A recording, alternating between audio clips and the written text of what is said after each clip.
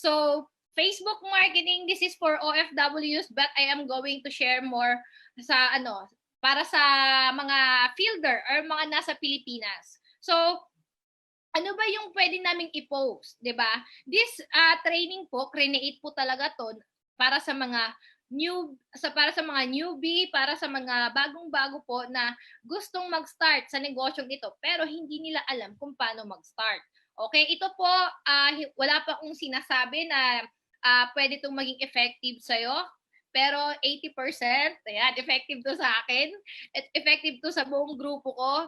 And this is not the perfect posting. This is only a guide. Yan, disclaimer po tayo. This is only a guide na pwede mong gayahin at pwede ring hindi. Okay? But I'm telling you, this guide na i-share ko po sa inyo, kumbaga, marami na pong natulungan. Okay? Marami na pong natulungan na mga grupo, marami pong mga mahihiyain dati, hindi marunong magsalita, na kumita, marami pong mga, kumbaga, ang dami-dami na nagkaroon ng resulta because of this. Okay. Ayan, what is on Facebook? Ano yung meron sa Facebook? Okay? The good thing about this Facebook marketing, kasi marami, kumbaga, marami kang pwedeng i-post sa Facebook. Kasi right now, lalo sa pandemic na to, maraming taong ngayon natutok talaga sa Facebook. Kumbaga, lahat sila, majority halos nasa online. Kasi 'di ba, wala na rin namang halos nanonood sa TV. Kasi kung ano pinapanood pinapalabas sa TV, same at same pa rin naman.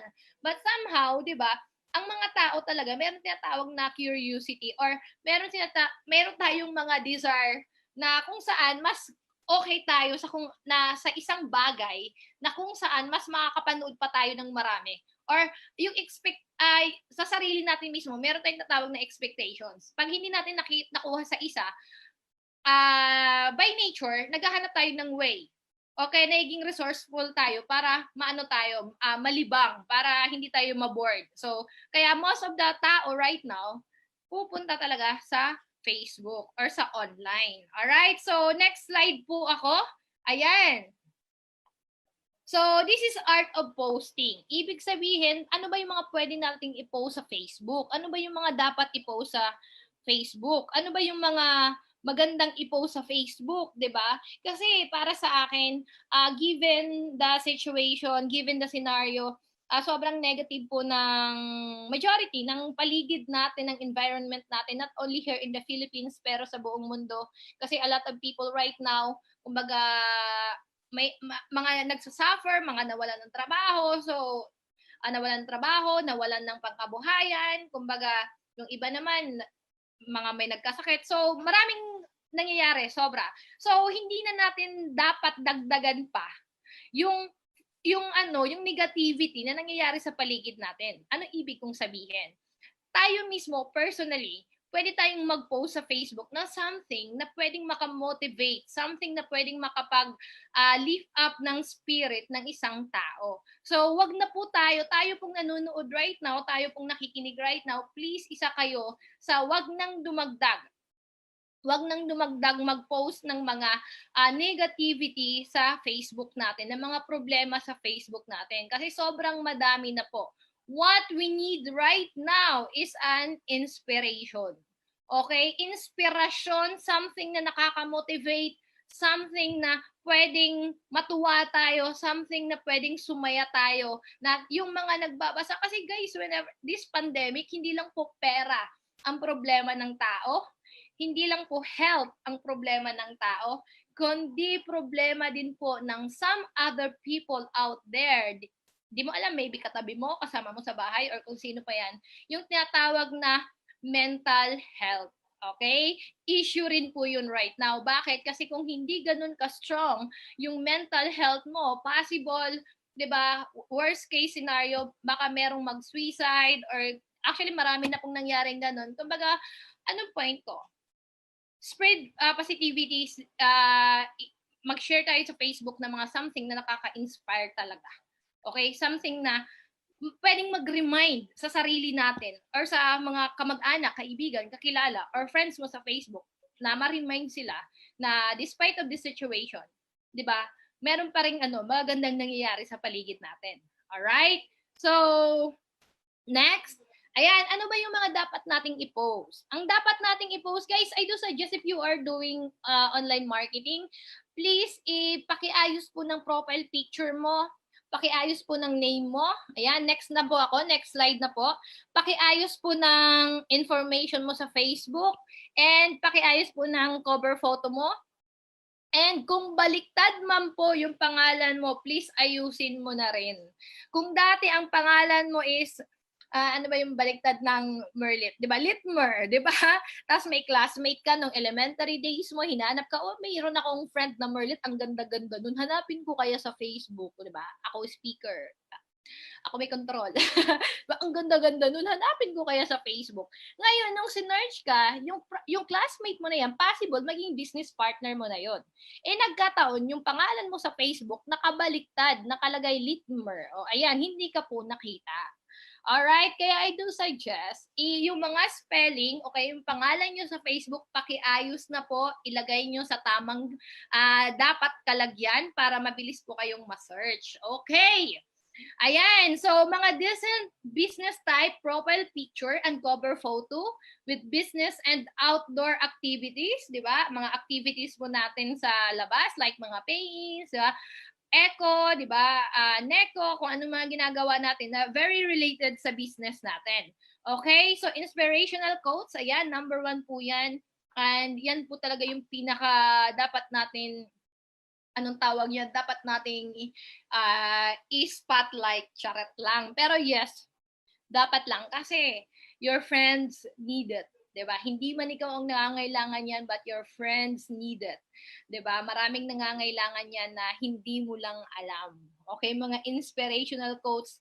Company events, wala tayo niyan ngayon. Meron pala tayo virtual events. So, i-share mo lang yan. And mga group outings, yan pala yung wala kasi social distancing, bawal po yan ngayon. Alright, next slides po tayo. Ayan, I do suggest guys na ikaw na nanonood ngayon, please update your cover photo, ayan, your featured photo and album. Bakit? Kasi yung photo and album na to, ito yung naka-public. Okay? Naka-public po siya. Ibig sabihin, kahit yung Facebook mo naka-private, okay? Pero itong mga pictures na to, itong mga videos na to, naka-public po yan. Ibig sabihin, pag sinearch po kayo ng mga kakilala nyo, kahit naka-public ka, ang makikita po is yung profile picture mo at saka yung mga picture na andyan. But then, I do suggest, i-display mo yung mga, di ba kung sa bahay, kung sa bahay may bisita kayo, I don't know kung sa amin lang to, baka sa inyo rin. Lahat ng pictures namin, na mga magagandang pictures namin, nilalagay ng nanay ko sa album at nilalagay sa sala, sa ilalim ng mesa para kung saan may bisita, nag-aantay, 'di ba? Mayroon siyang bubuklatin, ng paisa-isa. O 'di ba? Meron siyang makikita. Ganon din sa Facebook. Isipin mo yung Facebook mo, bahay mo. Kaya i-display mo na yung magagandang picture mo. Kung nagkaroon ka ng result, nagkaroon ka ng car, ilagay mo dyan. Nagkaroon ka ng magandang travel, ilagay mo dyan. Kasi ito nga tinatawag lagi, first impression last, di ba? Malaking tulong po talaga yan. So, i-display nyo na. And nakaka-amaze, bakit? Kasi kung meron kang friends, again, nung kinder ka, ayan, kanina elementary, ngayon naman kinder ka, na hinanap ka ulit sa Facebook, pag sinearch ka, kahit naka-private ka, makikita, oh, grabe si Merlet na, or si John, or si Sam, grabe nakarating na pala siya ng Maldives, grabe nakapunta na pala siya ng Singapore, ito na pala yung buhay niya ngayon. Eh dahil sobrang ganda ng picture mo, na-excite siya, 'di ba? Inad ka niya ngayon. O 'di ba? Pag inad niya, 'di ba, ang ganda na pala ng buhay nito. Ano kaya yung ginagawa niya ngayon? Ma-add ko nga. O 'di ba? Nung na-add ka, nagtanong, 'di ba? In-accept mo, kinumusta mo, nagpakilala ka or nagpakilala siya. Good news. Prospect mo na siya ngayon. 'Di ba? Ganun lang kasimple. Next slides po. Ayan, your posting schedule. Ano ba yung mga posting schedule natin? So pagkagising sa umaga, ano ba yung unang ipopost mo? Okay. Pagkagising sa umaga, wag problema mo ang ipost mo or problema ng kapitbahay mo or problema ng mundo. Uulitin ko po, marami na pong problema ang mundo para dagdagan mo pa. Kaya sumolusyon ka na lang. Okay, when you wake up, first thing na ipopost mo, first post of the day, mga morning quotes po yan, mga motivational quotes or kung medyo religyoso po tayo, di ba, godly quotes, di ba? So, inspirational and motivational messages and wisdom, okay? So, for example, meron tayong picture dito, di ba? So, pinost ko po yan, thanks for the pain and it made me raise my game. Lady boss. Okay, lady boss tayo noon, ngayon mommy boss na. Okay. Ayan, pinost ko po yan, guys. The good thing about it, merong nakabasa na dumadaan pala sa sobrang hirap ng problema sa buhay niya, sa stage na yon. So, nabasa niya po yun, na-motivate siya, and nag-comment po siya ng well-motivated kasi pinagdadaanan niya rin po pala yun. Diba? So, na-inspire siya. Yan yung ibig kong sabihin na masyado ng maraming problema yung mundo, wag na nating dagdagan, mang-inspire na lang tayo. Okay, next slides po. Ayan, after 2 to 3 hours, bakit ko to nilagyan ng schedule, guys? Kasi some of you, di ba, hindi ko naman nila lahat, but then, nung nauso po yung wake up with makeup, yung mga kilay-kilay, churbalo, ek, di ba? Nung nauso po yan, maraming nagsiselfie na umagang-umaga pa lang, nagsiselfie na at pinupost sa Facebook. I'm not saying naman na masama po yun, but what I am trying to say is, di ba, syempre we love ourselves, we love ourselves, di ba, mahal natin yung sarili natin, di ba, syempre i-motivate natin yung sarili natin, pero yung maya't maya magpo-post ka ng selfie, di ba, nakakasawa rin. Di ba, ilagay nyo naman yung sarili nyo sa mga nag-scroll ng newsfeed, hindi, joke lang. But then, iwasan po natin yun if we are doing business. Pagka umaga, wag naman selfie agad. Tapos ang title pa ng ang caption mo pa sa selfie na yun is padaan naman sa wall nyo. Di ba? Nagnenegosyo ka, nakikidaan ka sa wall ng may wall. Alright, tapos yung di mo pa na-check, di ba, mayroon pang mga dumi-dumi yung mata mo, di ba, yung background mo masyadong messy pa, di ba? Yung bed mo messy din, di ba? So, well, anyway, kaya maraming one of the reason ba't hindi ka nakakapag-join dahil sa ganong post, di ba? Kasi may mga ganyang reason talaga magjo-join na sana, kaso nag-post ka ng umagang-umaga pa, bad trip yung nakabasa or magjo-join sana. Joke lang, guys. Pero ano yung ibig kong sabihin? Ang ibig ko pong sabihin, at least may right time for that. Wag naman yung umagang-umaga, yun agad yung ipopost nyo. Alright? So, pangalawang post, 2 to 3 hours. Di ba kung onliner ka, o kaya if you are doing this business through online, di ba, maya-maya kasi online ka eh. Di ba? So, mag-a-update ka. Always remember, nag-a-update ka hindi para sa followers mo, kundi nag-a-update ka para sa team mo. Okay? Pero, side of it, nag-a-update ka para sa mga prospects mo. Okay? Dahil hindi lahat ng friend mo sa Facebook mag-join. Hindi lahat ng friends mo sa Facebook is friend mo. Ang iba dyan nga, matagal mo ng friend pero hindi pa nagsisay hi. O kaya hindi pa anong tawag niyan, hindi man lang nag-react sa mga post mo. Okay, so, ayan, after that, pwede kang mag-take ng screenshot ng mga conversation mo with your prospect na willing mag-join and i-post mo sa timeline mo. Why? It would create a positive and good vibe, di ba? Makakapag-create siya ng momentum, di ba? Sasabihin ng prospect mo, aba, marami palang nagjo-join sa kanya, aba, ang ganda naman ito. So, totoo pala yung sinasabi niya. So, ipopost niyo po yon. Next, after that, pwede ka pong mag-post ng cheque, ng mga tsumeke na mga distributor ng Easy. Diba? Post success stories of your business partners and distributors who were able to acquire a huge amount of income with check. O kaya, right now, since wala pang nakakakuha ng check talaga ng ganun ka at dito sa because of the pandemic, di ba? You can use the mga lumang checks or kaya yung mga pinupost na mga income ng mga coaches o kaya ng mga mentors natin. Okay? Pwede mo siyang screenshot, i-borrow mo, 'di ba? Kung kilala mo siya, magpaalam ka. Kung hindi mo kilala, 'di ba? Yung iba nangunguha na lang, 'di ba? I-post mo. So, I do suggest when it comes to posting ng mga cheque, wag po kayong mag-share. Okay? Kasi pag mayroon kang friends na nainganyo sa post mo, pupunta yun sa kung sino yung totoong nag-post. So I do suggest magpaalam ka sa may-ari kung sino man siya, kung siya man yung may-ari. Pero kung hindi man siya yung may-ari ng post, 'di ba? I-grab mo na rin kasi it will take time para hanapin pa eh. So mag-post ka para in case na nagkaroon ng gusto or nagustuhan ng friend mo yung pinost mo, ang gagawin niya is magme-message siya direct sa'yo. So, sa'yo na siya magtatanong, hindi na sa iba. Alright, next. Ayan. Pwede ka rin po mag-post dito ng mga dashboard na may income. So, mostly ito na yung ginagawa right now. Kasi because of the pandemic, di ba, hindi ka nag-check kasi wala pang checks ngayon sa office. So, pwede ka pong manghiram din or kahit sa team mo, pwede ka pong maghanap sa team mo mismo kung sino po yung mga may DTC na kumikita ng malalaki. So, ngayong easy po, grabe talaga yung kinikita ng mga distributors natin, ng community natin. Palakpakan naman. Congratulations sa lahat. Di ba? Maraming kumita ng doble-doble kumpara sa dati. Alright, kumpara sa dating wala pang pandemic. Next, pwede kang mag-post ng mga remittance. Ayan. Siyempre, pinupost po yan, yung mga remittance. Guys, ako personally, hindi talaga ako mahilig mag-post ng pera. Hindi talaga ako mahilig mag-post ng pera, which is in-embrace ko siya. Kasi tinatanong ko yung sarili ko, ba't kailangan ko mag-post? Which is, nung nag-focus talaga ako sa online marketing, doon ko naintindihan na ang posting pala ng pera, it's kumbaga, transaction yon na pinost mo kumbaga, information papunta sa sender na nakuha mo na yung perang pinadala niya. So that is documentation. So i-post mo po yan sa Facebook mo na merong taong nagpadala ng pera sa'yo, di ba? Dati maraming nagme-message, wag kang mag-post ng pera, ganito, ganyan, delikado yan, bababla, bababla, bababla.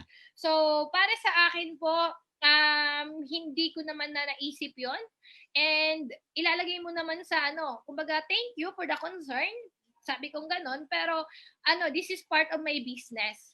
Okay, and mostly, yung iba hindi nagpo-post kasi may nangungutang, ganun nga. Pero guys, ipaintindi nyo lang na itong perang to hindi yan sa akin. Pera to ng negosyo ko, pera to ng business partner ko na ako lang po ang nagpa-process dito sa Pilipinas. Kasi ganun po yung ginagawa natin, yung system natin, nga yung business partner natin, OFW, tapos tayo na sa Pilipinas, tayo yung gumagawa ng mga transactions in behalf ng mga partners natin na nag-join. Okay. So, pag nangungutang, di ba, pag nag-post ng income, sabihin mo agad, or income, or ng pera, may nagpadala, sabihin mo agad, dito akin, di ba? Simple as that. O, di ba, pag gusto mo rin ng ganito, di mag-join ka. Next, ayan, shout out post. Pwede ka po dito yung mga post na mga willing, mga patama post, 'di ba? Pero wag naman yung masyadong patama kasi baka maraming tamaan. Yung iba pa naman hindi umiilang, 'di ba? So post statements, mga quotes, shout-outs po in your timeline that can motivate and push your leaders and at the same time to create a subtle message to your friends who are not members yet. Okay. So maganda po 'yun. Kasi unang-una may mga tao talaga na kailangan nila yung mga hardcore na tao, yung parang mas inaantay pang masaktan or matamaan bago makapag-isip or makapag-decide. Kaya kailangan din po yan. Alright? Pero wag naman yung masyadong, di ba, yung masyadong grabe talaga na, grabing shout out talaga na, for example, di ba, pag hindi kayo nag-join sa ganito, mamamatay kayong dukha, di ba? Iba po yun. So, there is other way. Alright? So, next. Ayan. Pwede ka pong mag-post ng araw mo, mga coaches na kasama mo o kaya yung mga team mo. So dahil ngayon hindi mo kasama yung mga coaches kasi nga meron tayong tatawag na quarantine. So and meron tayong tatawag na social distancing. So this is not possible, but then pwede kang mag-throwback. Okay? So, tip lang po. Ayan, bibigyan ko kayo ng malupit na tip when it comes to caption. Kasi, pwede nyo sabihin, ay, hindi ako marunong mag-caption. Ayan, tip lang po. Hindi mo kailangan maging magaling dito. Kailangan mo lang maging mangopya at resourceful. Ano ibig kong sabihin? Punta po kayo kay Uncle Google. Ayan, pag nakapunta ka po kay Uncle Google, search mo po yung tinatawag na motivational quotes. Tapos i-click mo yung image. Lahat doon lalabas. Kopyahin mo lang yan at gawin mong caption ng mga post mo. Diba? Akala mo galing-galing, diba? Kay Uncle Google lang yun galing. Anyway po, next po we have here, ayan, mga company events. Pero guys, if you are active onliner, I do suggest sa isang araw, meron kang at least 4 na minimum na post every day. Okay, kung active ka sa negosyong ito. So ngayon, for example, we have this coming virtual event, anniversary ng company natin. So pwede niyo pong kunin yung mga videos doon and i-share. Okay, ito yung mga updates na kung saan hindi lang para sa'yo, kundi para sa buong grupo mo. And makita na rin ng mga target prospect mo na sobrang ganda ng kumpanya natin at sobrang laki ng company natin na marami talagang alam mo yon na pag siya, maisip niya na, kung member din pala ako ng Easy Community na yan. Isa rin ako sa mga nag-enjoy ng mga benefits. Kasi I heard marami daw pasabog yung kumpanya natin ngayong sa celebration ng 14th anniversary natin. So dapat, i-share nyo po yun and ma-excite kayo kasi sobrang daming good news. Okay! Ayan, baka makapagkwento na naman tayo nito. Art of posting, last na picture na pwede nyo pong i-post. So, art of posting. Ang art of posting natin, ito yung tinatawag ko na vision board online. Okay? Dito sa Facebook, pwede mo pong i-post yung art of posting mo, Vision Before Bed. Gumawa ka po ng album, yung title niya po is Vision Before Bed. Diyan nyo po i-post lahat ng dreams o kaya yung mga destination na sobrang nasa mind mo talaga na gusto mong puntahan. Okay? Some information lang po. Ayan, halos po lahat ng pinost ko. Pwera Dubai, kasi hindi pa ako nakapunta ng Dubai. Ayan, this year sana yun, kaso pandemic eh. Kaya sa next year na lang, hopefully meron na. Okay, Vision Before Bed. Yung mga pinupost ko po dito, yan po yung mga lugar na gusto kong puntahan, which is kung anong picture yung nandyan, yun po yung napuntahan ko. For example, ayan, naririnig niyo po si Thunder. Si Thunder maingay, maulan dito eh. Ayan, Vision Before Bed, itong picture na po yan na nasa gitna. Yan po talaga yung hotel ko, yan yung room ko, yan mismo yung pinuntahan ko nung nasa Singapore ako. Ang ganda-ganda po dun sa Singapore na lahat po ng pinupost ko dyan sa Vision Before Bed, I see to it na yan po talaga yung mapupuntahan ko. And the other one po is Maldives. Ayan, pinost ko po yan. And can you imagine that, guys? Nakapunta ako ng Maldives. Diba? Pinost ko lang siya. Nabaliw ako doon sa post ni Upline Joseph Lim, ni Upline Louis Gascon, and ni OJ Chua at Aptin, di ba? Pumunta sila ng Maldives. Sabi ko, ang ganda kasi matagal ko nang naririnig at saka nakikita talaga yung Maldives. So, gusto kong makarating doon. Since mahilig ako sa dagat, kasi taga-isla po ako. So, gusto kong makarating sa lugar na to. And nag-search ako about Maldives, kinuha ko yung mga picture, pinupost ko, and, di ba, binigay? Pinost ko lang, tapos binigay. Ganyan ka-powerful yung attraction. Ganyan ka-powerful ang isang bagay. Kumbaga, whatever it is, di ba, kung ilagay mo sa mind mo, tapos, pinipicture out mo siya, and then, naghanap ka pa talaga ng certain picture na akmang-akma dun sa gustong-gusto mo, and pinost mo pa sa Facebook, and marami pang nagla-like, marami pang nagko-comment, marami nagre-react, maraming nag-heart, nare-remind ka everyday. Nare-remind ka na, uy, kaya ako humahataw dahil ito'y pangarap ko. Di ba? Kung car man yan, why not? Go for it. I-post mo yung car mo, yung house and lot mo, i-post mo sa Facebook, ilagay mo sa Vision Before Bed kasi every time na may nagla-like at saka nagre-react dyan sa post mo na yan, nare-remind ka na the reason why humahataw ka because of this pangarap na meron ka, this goal na meron ka. So, and makikita mo siya lagi, mariremind ka lagi, and amazing. Kasi, ang laki ng factor na once lagi mo siyang naiisip, lagi mo siyang nakikita, tas kinikilig-kilig ka pa, magiging realidad talaga siya. Okay, kaya I suggest lahat po ng nanonood right now, gumawa po kayo ng sarili nyong board, vision board, di ba? Ilagay niyo po sa Facebook mo at lagyan niyo po ng title na Vision Before Bed. And yan po ang ipopost mo bago ka matulog. So, ibig sabihin, inspired ka every time na matutulog ka na. So, nakaka-inspire kasi you can post your dream house, your dream car, activity or destination activity, yung tipong pangarap mong lumipad, not literally na lumipad, di ba? Nag-jump off ka sa plane, ayan. Ilagay mo sa album kasi that post will create a positive vibration sa profile talaga natin. And sa atin mismo, sa sarili natin, na pag natulog tayo, alam mong kinikilig-kilig ka kasi mangyayari siya. Alright, so yun lang po guys.